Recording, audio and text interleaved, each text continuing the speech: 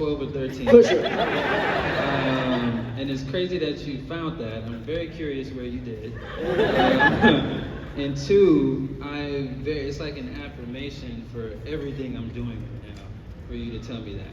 And it's like, how's it? Your question is, how is it going? I still have the same exact mentality, and I mean, we're kind of, and through my eyes, we're living in it right now. You know, I wrote, I am Miles Morales, I'm Spider-Man in my journal while filming the movie Dope, and all the steps that happened between then and now, 2015, it's 2015, right? 2015 and 2023. Yeah. How many people are in this room right now? Wait a second, if you saw Across the Spider-Verse, can we make some noise?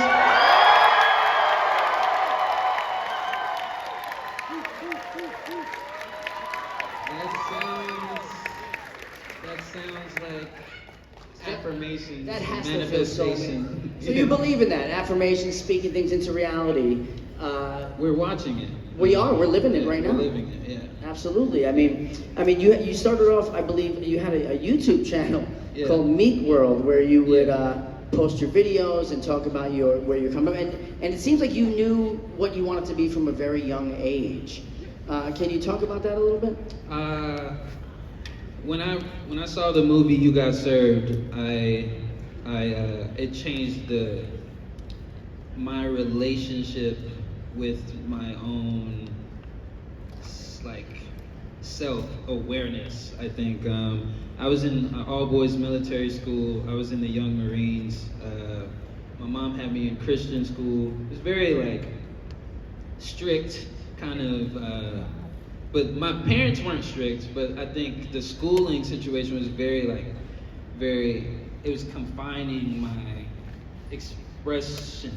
Right. You know what I mean? I wasn't expressing myself the way that I've been allowed to do since, you know, I went to a performing arts school or like regular public school, or started to do commercials and music videos and TV shows and etc. That's when I started to go down the self-awareness journey, and I think that opened up because I saw the movie You Got Served. So. Right. I think it's funny that You Got Served actually was a great movie that I used to love all the time. The main characters in the movie are Elgin and David, and my name is Elgin David, and I also am a b-boy since I was 13. So I mean, that's crazy. Isn't that weird? It's very odd. So yeah, speaking about b-boying, I wanted to talk to you about that a little bit, if you don't mind going down that lane. But when it comes to your artistry, I mean, you're a musician, you're a dancer, you're an actor, you're a voice actor. And when I look back at my origin story, it always brings me back to Special Sauce, which in Long Island, New York, it was a record shop / skateboard shop. And it kept me out of trouble, kept me off the streets, and that's where I really honed my b-boy skills back in like 1995. Talking to you about that, I read that you trained at the We Entertain Arts Complex in Atlanta. Is that true? Is that accurate? They didn't call it the Arts Complex at the end, but yeah, Well, We Entertain. Well, Arts Complex is not what like part of the name, but We Entertain is an arts complex. Correct. Yes. We Entertain. Yeah, how do I break this down without it being forever and long-winded? I saw the movie You Got Served. Yeah. And then I was accepted into DESA, DeKalb Elementary School of the Arts. I got kicked out of my acting class. They put me in a ballet class. The lady told me I'd never be an actor. And thank you for that laugh, because she was tripping. And in the ballet class, I was the only dude, and at that time, I was like, I'm not wearing leotards, I'm not doing that. That was how I went in there, that mentality. But I actually ended up learning so much. They did let me wear shorts. And I met this young girl, her name was Tamara. And I was all right doing my like jazz steps and, you know, all of the basic ballet stuff. And I honed in on some spins. But anyway, whenever they played hip hop at the end, I obviously got busy. And then Tamara was in a dance group, and she gave me this flyer for this battle called the Dance Invasion. And it happened every last Friday of the month, but it was at a nightclub called the Atrium in Atlanta. So, 12 years old, first and foremost, Tamara shouldn't have even been able to go there, you know? So, but she was in a dance group that her mom was managing, you know? So, and her mom used to dance for Mary J. Blige and da-da-da-da-da. So, okay, cool. She gives it to me. I show my parents. and my dad ends up taking me the first time. So we go there, and we're a little early, So I end up actually meeting people that, see how I'm getting off on a tangent. We go there, I do the battle, I end up battling, there's like 10 kids. I'm on this side, and the last kid's over there. We battle until it gets to the end. And I realized, by the time we got to the end, I just realized that there's probably like 1,500 people in this space, and like they was starting to rock with me, And my dad, I just remember looking up at him, and he wasn't really saying anything. He was just like looking, like just looking. So I was like, I'm feeling myself, boop, boop, boop. But I lost the last dance battle, and it was so. On one hand, my energy was like, yeah, I'm in You Got Served. Right, yeah, this is the real one. I'm in You Got Served. And then it was like, ooh, it was like, it just, no one likes to be number two, So, okay, cool. I wasn't built to enjoy being number two. And, but what I did do was interact with people. I was never somebody that got sad from a defeat or like coming up short or anything. I was always motivated to put in the work that changes the scenario. If you was somebody that can show me, if you could sharpen me with your own sword, then like, let's play, And that's really what it was. All that to say, it goes from that situation. There's casting directors there. Right. You had artists, Soulja Boy, etc. there. And so I'm getting called to do music videos now. Birdwalk and Crank That Batman and like the Carrie Hilson and Lil Wayne video turning me on. And like the casting directors have a job in Atlanta, which at the time I didn't know because I'm just a dancer and I'm like trying to get on the scene. And as I was doing that, the casting directors, because I would walk up and be myself, they was like, oh, I like this little kid. They would talk to my parents and whatever. So boom. Then the Cartoon Network commercial came along and the same casting director hit me up. We hit my dad up. Like, we need him. Tell him to come in. Right. Booked it. Second time, booked it. Then it was like, okay, I think Shameik needs an agent. We started playing around with the idea of acting. My friend had an agent. I ended up meeting them, Jay Purvis in Atlanta. And then they sent me, they was like, let's try it out. We like him. He did some commercials. Sent him on his first audition. They sent me and my best friend. We both booked the first audition. So boom, that was Tyler Perry's House of Pain. I opened it up. Here's where it gets a little freaky. Oh. The second audition they sent me on was BET's Read Between the Lines. You know who was starring in that show? Najee Jeter. Oh wow, that's crazy. So my second guest appearance, if you don't know Najee Jeter, that's the voice of Miles in the video game. Yep. And he's here this weekend as well. He's here this weekend as well. Go check my boy out. And so we built the connection. Our families were connected from Jamaica. My grandma and his great aunt grew up together or something like that. It's actually crazy. Years go on, obviously, some of you might know Incredible Crew.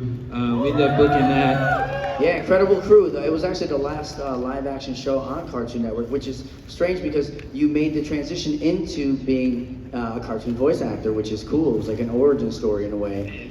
And we share some history with Nick Cannon. I was on Wild 'N Out, you were on Wild 'N Out. So so it's like, it's an odd connection. And I wanted to talk to you about the Incredible Crew on Cartoon Network. You still got a thing for girls who wear chicken nugget earrings? I had a music video on the show called So Stylin', and I was like, singing about the girl with the chicken nugget earrings, for anybody that didn't see it, but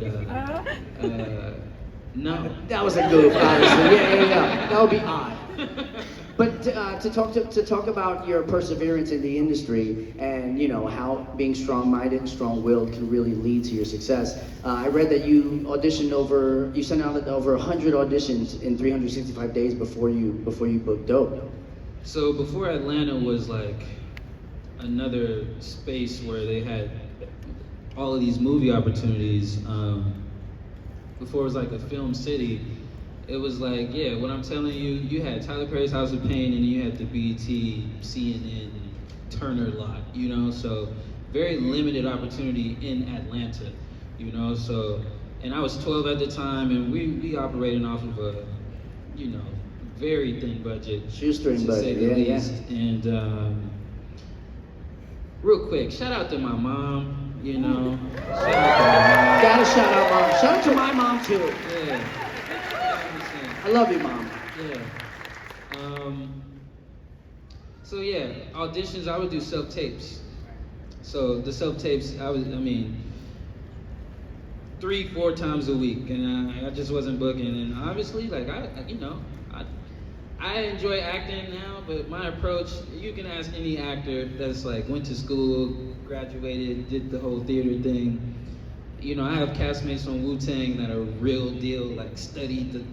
That's just not my approach. I'm way more freestyle dancer, you know. Very raw. Just raw. Yeah. And that's how I approach it. Like even now, I don't know what I'm gonna say next. Right. So I don't study my lines to know what I'm gonna say next. I study my lines like 10 minutes before, and that played against me for years, you know, until I finally booked dope. Do you feel it comes across more natural that way? It definitely does. It's my sauce. That's what's up. All right. I want to talk to you said you were a dancer, and as a b-boy myself, it's cool to see that you got to play a b-boy in the Get Down. Shaolin, fantastic. But as a b-boy, I wanted to know how you prepare for that role, for one, when it comes to the b-boy, and I know you've done a lot of dancing and bone breaking and things like that back in the day, but also, starting b-boying for me in 1995 when I was 13, I was looking up to some of the greats like Grandmaster Flash, Curtis Blow, and you actually got an opportunity to work with them and be mentored by them. So I just wanted to know how it felt, or if you can give some insight on what it meant to you to work with or be mentored by some of the pioneers of hip-hop. So I'm my worst critic. If you had me dance as Shameik, as me, I hate talking about myself in third person, so just follow me. But if you ask me to dance, I'm gonna dance like I'm popping, like very, Chris Brown, Omarion, Usher, James Brown, Cisco, Michael Jackson-esque. Those boys aren't going to the ground, hitting CCs and I love that you know the terminologies, yes. Come on, man, you just said I was getting trained. Absolutely, gang down. So what I didn't know, and what you know, and what every real b-boy knows, is that it looks cool, but there's a whole process. My wrists were on fire, bro. Yeah. When we're filming, my wrists were on fire. It was very painful, but you don't know that unless you really b-boy. 100%. And even if you can do a couple moves or whatever, no, bro, no. When you're really training, anyway. So I'm filming, and I felt, even looking back on it, even some of the dance battles and stuff, I just know for certain that I could do better today than I did in the moment. So that's something that's my own, because the dancing ability is you mentioned We Entertained, and we got off on this tangent. Yeah. We Entertained, the people that ran it was the people that threw the dance invasion. Nice. That changed opened up my life, my career. Right. And the same people that were at the dance battle, that I would train with, go to these music videos with, and etc., are now choreographers for Usher, Chris Brown, Jason Derulo, Sierra, Justin Bieber, Doja Cat, etc. Some of them worked with Beyonce. It's actually insane. And these are guys that were my boys and that would never battle me one-on-one. They don't want that smoke. They're my brothers. They would never battle me one-on-one. Maybe some of them. You know what I'm saying? Maybe some of them would get busy with the kid. But I know a lot of you don't really know that. But get ready for this year, what I got coming up. All right. Well, we won't get too into it. Maybe we can get them to come visit you at your table and ask personally. I won't be dancing at the table, but get ready for the visuals. I wanted to speak about, really quickly before we get into the crowd Q&A, your role as Malcolm in Dope. And your character, your character said to himself that they were a 90s hip-hop geek, and he described himself as that. And as a musician yourself, the film's soundtrack, you had the chance to work with the NERD himself, Pharrell Williams. As a musician, what was that like? What was that experience like to be working with such a star like Pharrell? That whole process was you know, while I was doing these auditions, what I was alluding to is like after you do like 20 auditions, it starts to get like boring. Like, oh, I'm not booking nothing now. I just got the Yep, that's how it is. You know what I'm saying? I'm not really, you know, it comes the grind of it, and I kept doing it because like, you know, you just never know. I kept going for it and whatever. By the time we got dope, you know, I flew out there and we did the chemistry read, but I bombed it. It was a terrible audition. But they liked me because of the self-tape audition I did. So I left, and I mean, everybody was mad at me. My team, my mom, everybody. So Rick Famuyiwa, who directed the film Dope and The Wood, I guess he reached out to the team, like, bring him back, just him and me, you know, etc. So, okay, cool. I read the script again, I'm locked in, I'm like sweating bullets to try to figure out. And I already knew the lines, it was just internal fights, you know? So anyway, I go there, I do what I need to do. That was like a Friday, right? We were recording with Pharrell that Monday. Wow. You know? And the music was done in like 2 days, and we were filming by like that next Monday. You get me? From there, it literally just kept going. Like the film was done within 4 weeks. The movie premiered at Sundance 2 months after that. You know, after Sundance, the film came out for the public maybe 4, 5, 6 months after that. You know, then that was the beginning of an entire, that's where Chris, Phil, Bob, etc. from Spider-Verse saw me. You know, and while I was filming the movie Dope, I wrote in the journal, I am Miles Morales, I am Spider-Man. Here comes the people in control of Into the Spider-Verse, Across the Spider-Verse, Beyond the Spider-Verse, checking out my debut film, and well, here we are. You know. Here we are.